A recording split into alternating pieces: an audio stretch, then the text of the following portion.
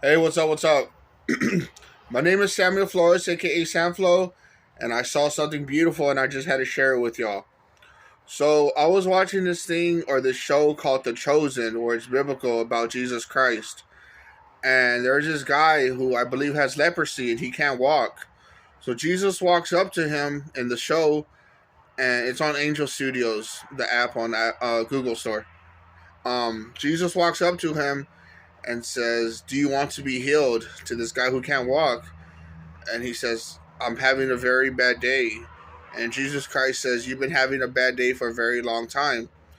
And then he asks him, the gentleman who can't walk, he says, "A lot of things are getting in my way. I've tried and I tried."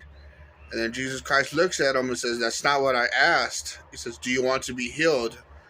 And it blows my mind because, a lot of times we don't focus on the goal. We're paying attention to everything else that's distracting us from what we really want to do. That could be goals, that could be starting a business, that could be, fixing your marriage. And the list goes on, but basically, sorry, he tells them, "Do you want to be healed?" Like, don't focus on everything else.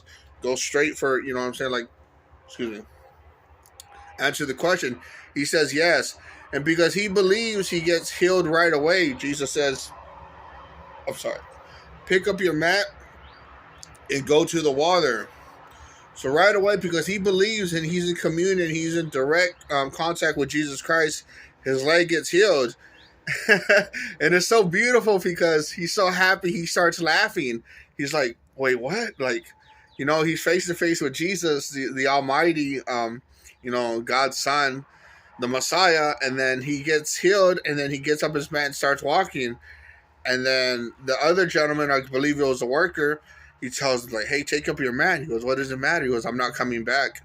And it's so beautiful because it also dictates, or if that's the word I'm looking for, it also displays and shows that if you just believe and have faith the size of a mustard seed, you know, with God all things are possible. So I thought that was very beautiful. And also Philippians 4:13, I can do all things through Christ who strengthens me. So if you just believe and have faith, even with the slightest, all things are possible. Of course, it takes faith to believe.